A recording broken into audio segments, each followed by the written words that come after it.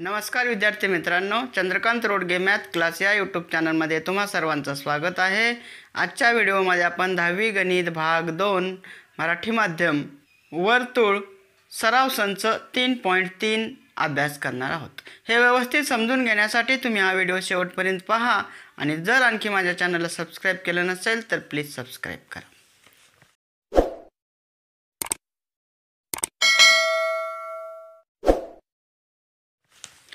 तर सराव संच 3.3 च्या अगोदर आपण काही त्याचे बेसिक कन्सेप्ट समजून घेऊया। तर सुरुवातीला पाहूया आपण वर्तुळ कंस। तर वर्तुळ कंस कशाला म्हटलं जातं? तर जर आपण वर्तुळाला वृत्तछेदिका काढतो, या ठिकाणी एक वर्तुळ काढलेलं आहे मी केंद्रस्थी असलेलं, त्याच वर्तुळाला मी एक वृत्तछेदिका काढलेली आहे के। ही वृत्तछेदिका काढत असताना ती वर्तुळाला दोन ठिकाणी छेदलेली आहे, बिंदू ए आणि बिंदू बी मध्ये। तर या वृत्तछेदिकेमुळे या वर्तुळाचे दोन भाग झालेले आहेत। या वर्तुळाच्या परिघाचे दोन भाग झालेले आहेत। एक भाग आहे हा AXB आणि दुसरा भाग आहे AYB। तर हे जे दोन भाग झालेले आहेत, हे दोन भाग म्हणजेच दोन वर्तुळ कंस आहे। म्हणजे थोडक्यात वृत्तछेदिकेमुळे वर्तुळाचे दोन भागात विभाजन होते। यापैकी कोणताही एक भाग वृत्तछेदिकेचे वर्तुळ बिंदू यांनी मिळून होणाऱ्या आकृतीलाच वर्तुळ कंस असे म्हणतात। या ठिकाणी वर्तुळ कंस AXB हा एक आहे आणि वर्तुळ कंस AYB हा दुसरा आहे। हा केंद्राकडच्या बाजूचा जो आहे हा तो मोठा आहे, म्हणून ह्याला म्हणायचं आहे विशाल वर्तुळ कंस। हा झाला विशाल वर्तुळ कंस AXB आणि हा दुसऱ्या बाजूचा जो आहे हा कंस AYB हा आहे लघु वर्तुळ कंस।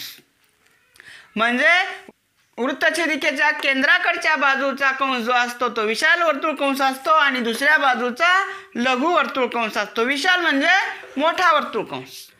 म्हणजे वृत्तछेदिकेच्या ज्या बाजूला वर्तुळ केंद्र असते त्या बाजूच्या कंसाला विशाल कंस आणि विरुद्ध बाजूच्या कंसाला लघु कंस असे म्हणतात। आता या ठिकाणी आपण या विशाल वर्तुळ कंसाचं नाव लिहा। विशाल वर्तुळ कंस कोणता आहे? विशाल वर्तुळ कंस हा केंद्राकडच्या बाजूचा आहे कंस AXB, कंस AXB आणि लघु वर्तुळ कंस, लघु म्हणजे लहान वर्तुळ कंस, लघु वर्तुळ कंस कंस AYB। आता हीच वृत्तछेदिका जर केंद्रातून गेली, समजा आता आपण हीच वृत्तछेदिका जर केंद्रातून काढली या प्रकारे, तर इथं दोन्ही भाग हे समान होतात।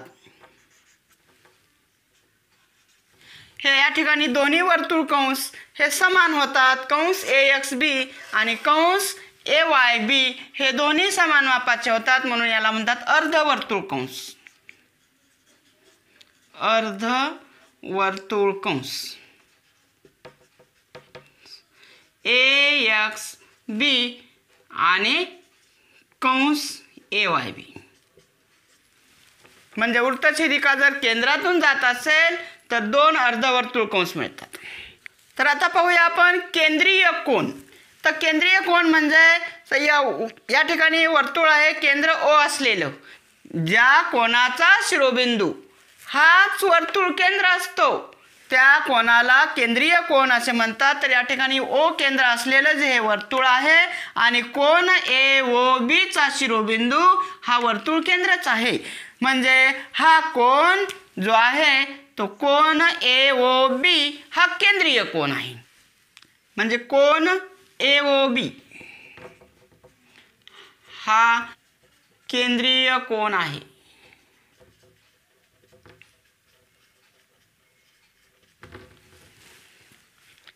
तर अशा प्रकारे ज्या कोणताही कोनाचा जर शिरोबिंदू हा वर्तुळ केंद्राचा असेल तर त्या कोनाला केंद्रीय कोन म्हणायचं आहे।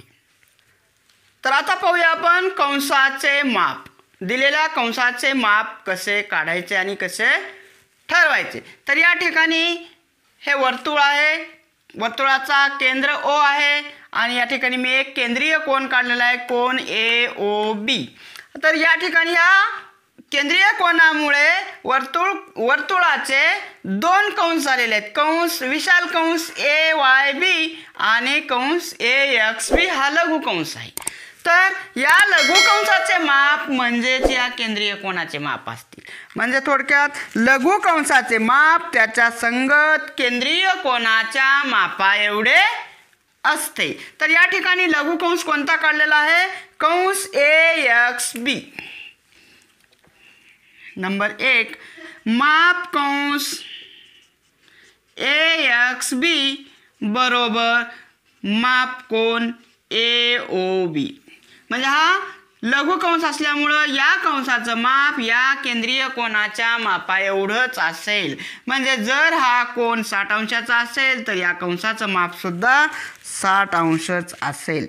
नंबर 2 आता दुसरा नंबर 2 मध्ये आपल्याला समजा हे आपण लघु कंसाचं माप काढलं या पद्धतीनं. लघु कंसाचं माप कसं काढलं की लघु कंसाचे माप बरोबर त्याच्या संगत केंद्रीय कोनाचे माप. आता हा जो केंद्रीय कोन आहे त्याचा संगत कंस हाच असेल, त्याच्या समोर असलेलाच.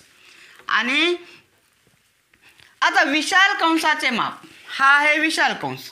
विशाल कंसाचे माप बरोबर तर विशाल कंसाचे माप काढण्यासाठी समजा आपण या पूर्ण वर्तुळ कंसाच्या मापातून जर हा लघु कंस वजा केला तर विशाल कंसाचे माप येतो. म्हणजेच विशाल कंसाचे माप बरोबर 360 अंश मायनस संगत लघु कंसाचे माप. विशाल कंसाचे माप बरोबर 360 अंश मायनस संगत लघु कंसाचे माप. मग या ठिकाणी विशाल कंस आहे कंस AYB म्हणजे माप कंस AYB बरोबर 360 अंश. आता 360 अंश का, कारण पूर्ण वर्तुळ कंसाचे माप 360 अंश असते. 360 अंश मायनस संगत लघु कंस मायनस माप कंस AXB. या पद्धतीने आपल्याला विशाल वर्तुळ कंसाचं माप काढता येईल. आता पूर्ण वर्तुळ कंसाचे माप असते 360 अंश. पूर्ण वर्तुळ कंसाचे माप हे 360 अंश असते आणि अर्धवर्तुळ कंसाचे माप हे 180 अंश असते. पूर्ण वर्तुळ कंसाच्या मापाच्या निम्म होईल. तर आता पाहूया आपण कंसाची एकरूपता. ज्याप्रमाणे दोन एकप्रतलीय आकृत्या एकमेकावर ठेवल्या असतात, तंतोतंत जुळतात तेव्हा ते एकरूप असतात, त्याचप्रमाणे कंसाची एकरूपता ही जर दोन कंसाचे माप आणि त्यांच्या त्रिज्या जर समान असतील तर ते दोन कंस एकरूप असतात. समजा आता हे एकाच वर्तुळ आहे, ह्या एकाच वर्तुळाची हा केंद्रीय कोन BOC 60 अंशाचा मापाचा आहे तर त्याच्या संगत लघु कंस BCचं माप सुद्धा 60 अंश होईल. आणि दुसरा केंद्रीय कोन AOB हा सुद्धा 60 अंशाचा आहे म्हणून त्याच्या संगत लघु कंसाचे माप सुद्धा 60 अंश असेल. म्हणजे कंस AB माप कंस AB बरोबर 60 अंश आणि माप कंस BC बरोबर सुद्धा 60 अंश असेल. तर हे दोन्ही कंस परस्परांशी एकरूप आहेत. म्हणजे हेच कसं लिहायचं, दोन्ही कंसाचं माप सारखं आहे. माप कंस AB बरोबर माप कंस BC म्हणून कंस AB एकरूप कंस BC. म्हणजे हे दोन कंस एकरूप आहेत. म्हणजे ज्या दोन कंसाच्या त्रिज्या आणि त्यांची मापे समान असतील तर ते दोन कंस परस्परांशी एकरूप असतात. म्हणजे त्यांच्या त्रिज्या पण समान मापाच्या पाहिजेत आणि त्या कंसाची माप पण समान पाहिजे. आता पाहूया आपण कंसाच्या मापांच्या बेरजेचा गुणधर्म. जर दोन कंसाच्या मापांची बेरीज कशी केली जाते. आता दोन कंसाच्या मापांची बेरीज करायची असेल तर त्या दोन्ही कंसाचा एक अंत्यबिंदू हा समान असेल तरच त्या दोन्ही कंसाच्या मापांची बेरीज होते. म्हणजे आता या ठिकाणी कंस ए बी आणि कंस बी सी, या कंस ए बीचे अंत्यबिंदू आहेत ए आणि बी आणि कंस बी सीचे अंत्यबिंदू आहेत बी आणि सी. तर याच दोन कंसाच्या मापांची बेरीज होते. म्हणजे माप कंस ए बी अधिक, इथूनच पुढचा सुरू होत आहे, माप कंस बी सी बरोबर, तर या कंसाची बेरीज काय येईल, माप कंस कंस ए बी अधिक कंस बी सी बरोबर माप कंस ए बी सी. माप कंस ए बी सी होईल. म्हणजे हा पूर्ण कंस होईल. हा ए बी आणि हा बी सी मिळून हा पूर्ण कंस ए बी सी होईल. हे या पद्धतीनं कंसाच्या मापांची बेरीज करतात. समजा आता मी इथं एखादा डी बिंदू घेतला आणि जर कंस ए बी आणि कंस डी सी या दोघांची बेरीज होणार नाही. कंस ए बी आणि कंस डी सी या दोघांची बेरीज आपल्याला करता येणार नाही, कारण त्या दोन कंसामध्ये एकही त्यांचा अंत्यबिंदू सामायिक नाही. म्हणजे दोन कंसाची बेरीज करण्यासाठी त्यांच्या एक अंत्यबिंदू कॉमन असणे, सामायिक असणे आवश्यक आहे. आता पाहूया आपण प्रमेय. एकाच वर्तुळाच्या किंवा एकरूप वर्तुळाच्या एकरूप कंसाच्या संगत जीवा एकरूप असतात. प्रमेय आहे, एकाच वर्तुळाच्या किंवा दोन एकरूप वर्तुळे असतील तर त्यांचे जर कंस जर एकरूप असतील तर त्या कंसाशी संगत असणाऱ्या जीवा एकरूप असतात.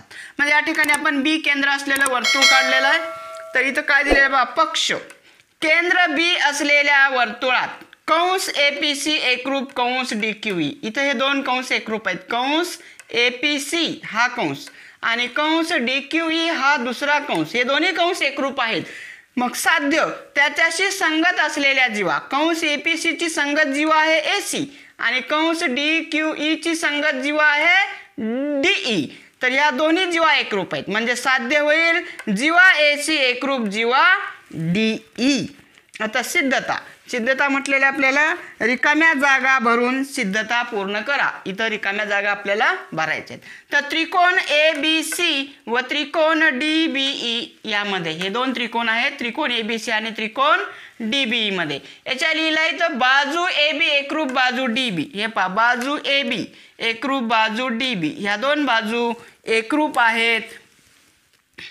या दोन बाजू एकरूप आहेत. तर या दोन्ही बाजू या वर्तुळाच्या त्रिज्या आहेत. म्हणून याचं कारण येईल एकाच वर्तुळाच्या त्रिज्या. याचं कारण लिहूया आपण, एकाच वर्तुळाच्या त्रिज्या.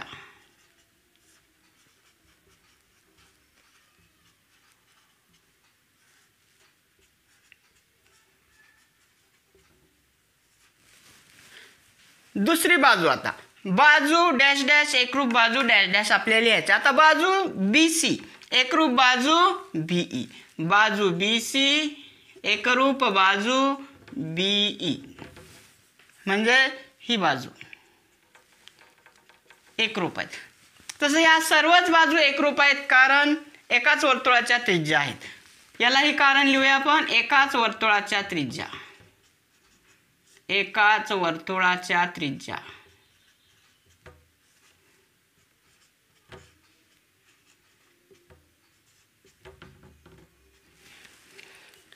आणि हे दोन्ही कोण एकरूप दिलेले आहेत आपल्याला. हे दोन्ही कोण एकरूप आहेत कारण एकरूप कंसाची व्याख्या. कारण एकरूप कंसाची व्याख्या.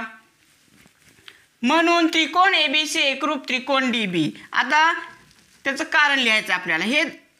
ही बाजू आणि ह्या दोन बाजूच्या मधला कोण एकरूप आहे. ह्या दोन बाजूंच्या मधला म्हणजे समाविष्ट कोण एकरूप आहे. म्हणजे कोणती कसोटी होईल, बा को बा.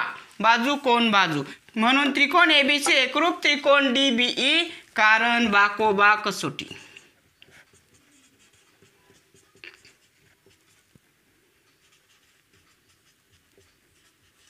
बाकोबा कसोटी. आता दोन त्रिकोण जर एकरूप असतील तर त्यांच्या संगत बाजू सुद्धा एकरूप असतात.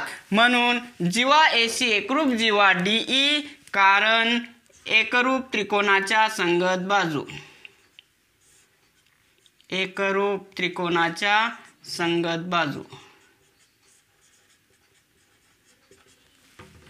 आता याचप्रमाणे दुसरा प्रमेय, एकाच वर्तुळाच्या किंवा एकरूप वर्तुळाच्या एकरूप जीवांचे संगत कंस एकरूप असतात.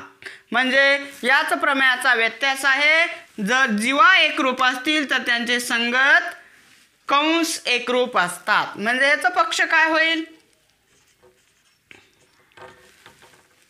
केंद्र B असलेल्या वर्तुळामध्ये जीवा AC एकरूप जीवा DE. तर साध्य काय होईल? म्हणून कंस APC एकरूप कंस DQE. कंस APC एकरूप कंस DQE म्हणजे हे दोन कंस एकरूप असतील. आता सोडूया आपण सराव संच 3.3. प्रश्न पहिला, आकृतीमध्ये केंद्र C असलेल्या वर्तुळावर G, D, E आणि F हे बिंदू आहेत. कोन ECF बरोबर 70 अंश आणि कंस DGF चे माप 200 अंश असेल तर कंस DE आणि कंस DEF यांची मापे ठरवा. तर या ठिकाणी आपल्याला काय दिलेलं आहे? वर्तुळ केंद्र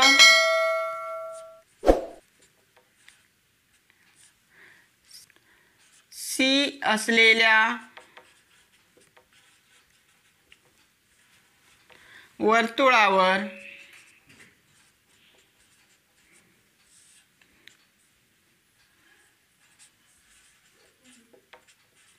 बिंदू D, G, E व F आहेत. कोन ECF बरोबर 70 अंश आणि माप कंस DGF बरोबर 200 अंश. कारण पक्ष प्रश्नात दिलेला आहे आपल्याला. आता आपल्याला सुरुवातीला काढायचे माप कंस DE. DEचं माप काढायचे. तर DEचं माप काढण्यासाठी आपल्याला DGF हा एवढा 200 अंशाचा दिलाय. आपण जर EF काढला, EF कंस EFचं माप 70 अंश होईल. कारण कंसाच्या मापांच्या व्याख्येवरून केंद्रीय कोनाचं माप आणि त्याच्या संगत लघुकंसाचं माप हे समान असतं. म्हणजे संगत लघुकंसाचे माप बरोबर त्याच्या केंद्रीय कोनाच्या मापा एवढे असते. म्हणून हा कोन 70 अंशाचा आहे तर या कंसाचं माप सुद्धा 70 अंश होईल. आणि हा कंस 200 अंशाचा आहे म्हणजे 200 अधिक 70 270 अंश होईल. मग माप कंस DE बरोबर 360 अंश मायनस कंस DGE काढता येईल आपल्याला. अगोदर आपण हा कंस EF काढून घेऊया. कोन ECF बरोबर माप कंस EF. कारण कंसाच्या मापाच्या व्याख्येवरून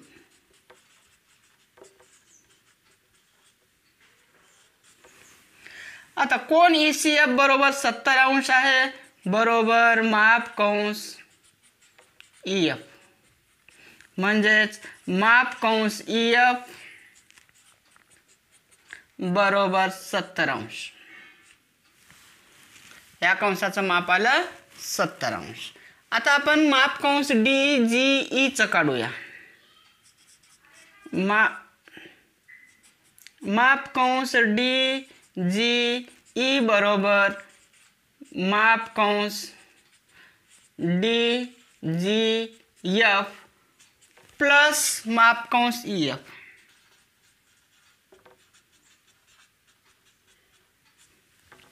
कारण कंसाच्या मापाच्या बेरजेचा गुणधर्म. आता आपण मापकंस डी काढूया. मापकंस डी बरोबर 360 अंश मायनस मापकंस डी जी ई.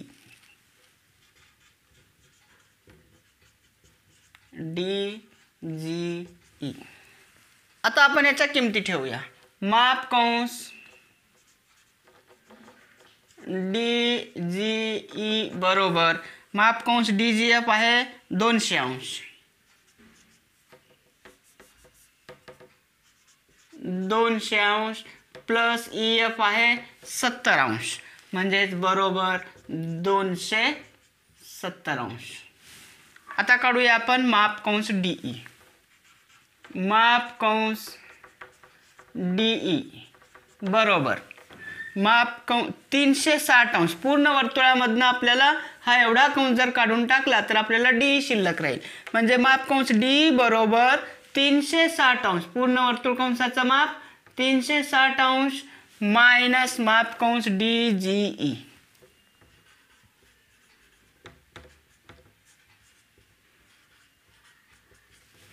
आता किमती ठेवायच्या. मापकंस डीई बरोबर 360 अंश मायनस मापकंस डी जी आला 270 अंश म्हणून मापकंस डीई बरोबर 360 मायनस 270 बरोबर 90 अंश. आणि हे आला आपल्याला विचारल्यापैकी पहिल्या प्रश्नाचं उत्तर मापकंस डी बरोबर 90 अंश. आता दुसरा प्रश्न विचारला आपल्याला मापकंस डीई एफचं माप काढा म्हटले. मग डीई एफचं माप बरोबर मापकंस डीई अधिक ई एफ. मापकंस डीई एफ बरोबर मापकंस डीई प्लस मापकंस ई एफ.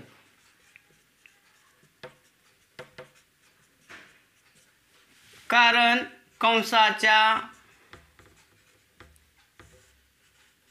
मापाच्या बेरजेचा गुणधर्म.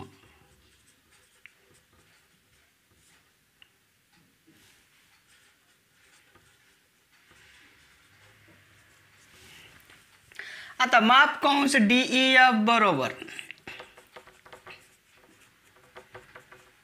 मापकंस डीई आलेला आहे या ठिकाणी 90 अंश बरोबर मापकंस ई एफ इथं काढलेला आपण 70 अंश. म्हणून मापकंस डीई एफ बरोबर 90 अधिक 70 160 अंश. आणि हे आलं आपल्याला विचारल्यापैकी दुसऱ्या प्रश्नाचं उत्तर. म्हणून उत्तर मापकंस डीई बरोबर 90 अंश आणि मापकंस डीई एफ बरोबर 160 अंश. दुसरा प्रश्न सोडवूया आपण. आकृतीमध्ये त्रिकोण QRS हा समभुज त्रिकोण आहे. हा त्रिकोण QRS हा समभुज त्रिकोण आहे. तर दाखवा की नंबर 1 कंस RS एकरूप कंस QS एकरूप कंस QR. म्हणजे हे आपल्याला हे तिन्ही कंस एकरूप दाखवायचे आहेत. नंबर 2 कंस QRS चे माप 240 अंश आहे. हेच सिद्ध करायचं आहे आपल्याला. कंस QRS या कंसाचं माप हे 240 अंश आणि हे तिन्ही कंस एकरूप सिद्ध करायचे. तर आपल्याला हा त्रिकोण QRS हा समभुज त्रिकोण दिलेला आहे. तर समभुज त्रिकोणाच्या तिन्ही बाजू एकरूप असतात. म्हणजे QR एकरूप RS एकरूप QS. म्हणजे ह्या जीवा पण आहेत. या समभुज त्रिकोणाच्या बाजूच या वर्तुळाच्या जीवा आहेत. म्हणजे जीवा QR एकरूप जीवा RS एकरूप जीवा QS. मग एकरूप जीवांशी संबंधित कंस एकाच वर्तुळाच्या एकरूप जीवांशी संबंधित कंस हे एकरूप असतात. म्हणून हे तिन्ही कंस एकरूप होतील. त्रिकोण QRS हा समभुज त्रिकोण आहे.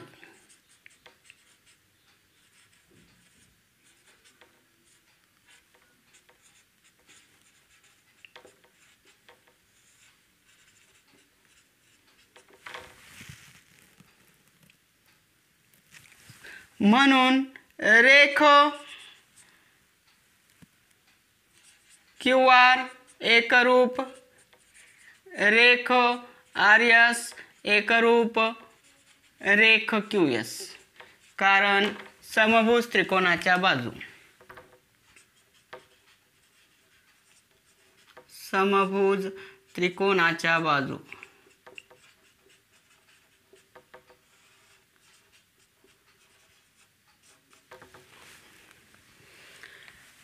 आता एकरूप जीवांशी या जीवा आहेत या वर्तुळाच्या म्हणून एकरूप जीवांशी संबंधित कंस एकरूप असतात। एकाच वर्तुळाच्या एकरूप जीवांचे संगत कंस एकरूप असतात।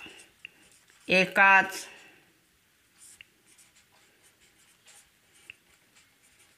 वर्तुळाच्या एकरूप जीवांचे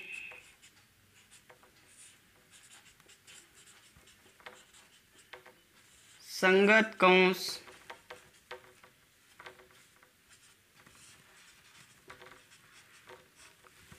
एकरूप असतात।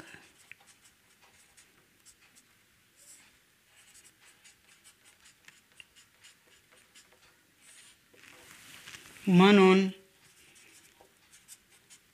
कंस क्यू आर एकरूप, कंस आर एस एकरूप, कंस क्यू एस। हे झालं आपला पहिला प्रश्न।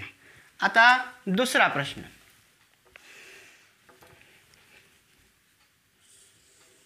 आपल्याला कंस क्यू आर एस चं माप 240 आहे हे ठरवायचं। आता हे तिन्ही कंस एकरूप आहेत म्हणजे ह्या तिन्ही कंसाचं माप पण समान आहे। तर आता समजा या कंसाचे माप आपण x गृहीत धरू।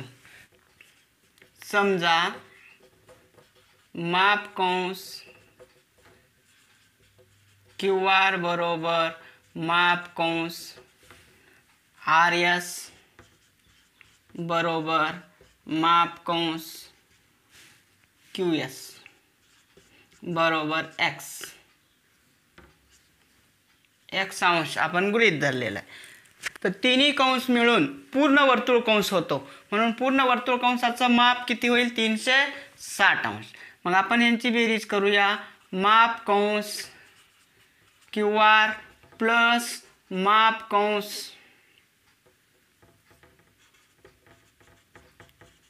आर एस प्लस माप कंस क्यू एस बरोबर 360 अंश, कारण पूर्ण वर्तुळ कंसाचे माप। करूया अगोदर x ची किंमत काढूया। हे x, याचं माप x अधिक x बरोबर 360 अंश, म्हणजे 3x बरोबर 360 अंश, म्हणजे x बरोबर 360/3, 3 1 3, 3 1 3, 3 2 7, 3 0 0, तर आला x बरोबर 120 अंश। मग आता माप कंस क्यू आर एस बरोबर माप कंस क्यू आर एस बरोबर माप कंस Q R plus R S, माप कंस आर एस, म्हणून माप कंस क्यू आर एस बरोबर x अधिक x, मग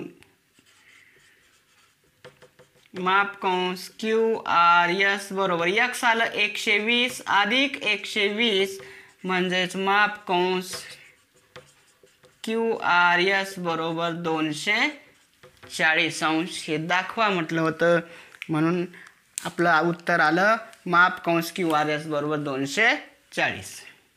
हे आपलं दुसऱ्या प्रश्नाचं उत्तर आणि हे पहिल्या प्रश्नाचं।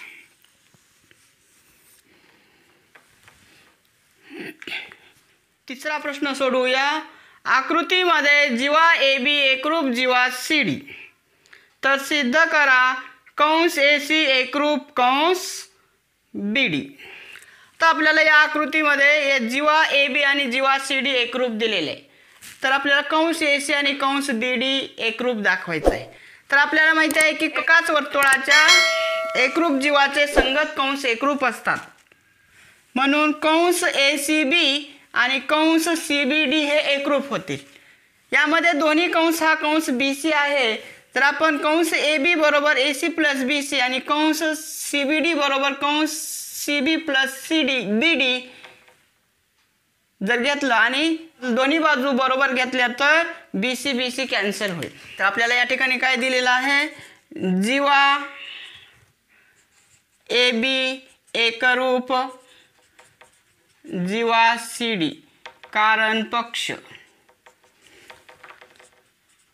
एकाच वर्तुळाच्या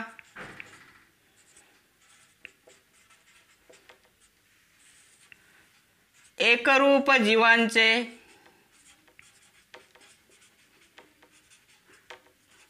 संगत कंस एकरूप असतात.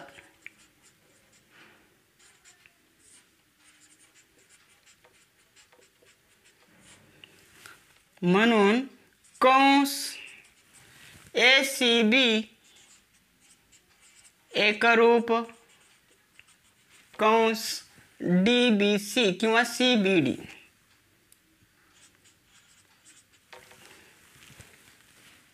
म्हणजे त्या दोन्ही कंसाचं माप समान असेल, म्हणून माप कंस ACB बरोबर माप कंस CBD नंबर 1. आता माप कंस ACB बरोबर माप कंस ACB बरोबर AC माप कंस AC प्लस माप कंस CB, माप कंस AC प्लस माप कंस CB नंबर 2 आणि माप कंस CBD बरोबर माप कंस CB प्लस माप कंस BD, माप कंस CBD बरोबर माप कंस CB प्लस माप कंस BD.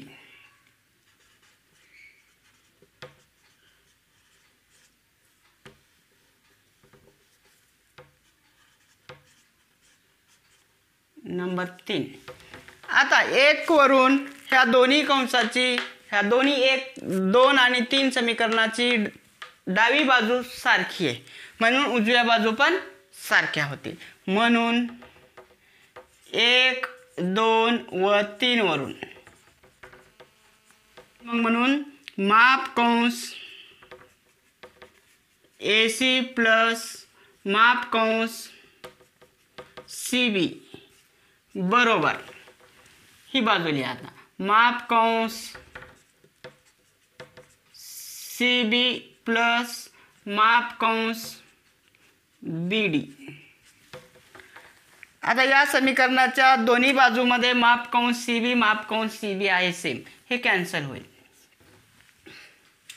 मग काय शिल्लक राहिलं, म्हणून माप कंस AC बरोबर माप कंस BD. आता या दोन्ही कंसाचं माप समान आहे, म्हणजेच हे दोन्ही कंस एकरूप आहेत, म्हणून उत्तर कंस AC एकरूप कंस BD आणि हेच आपलं उत्तर आहे, कंस AC एकरूप कंस BD. अशा प्रकारे आपण सराव संच 3.3 चा अभ्यास केलेला आहे. धन्यवाद.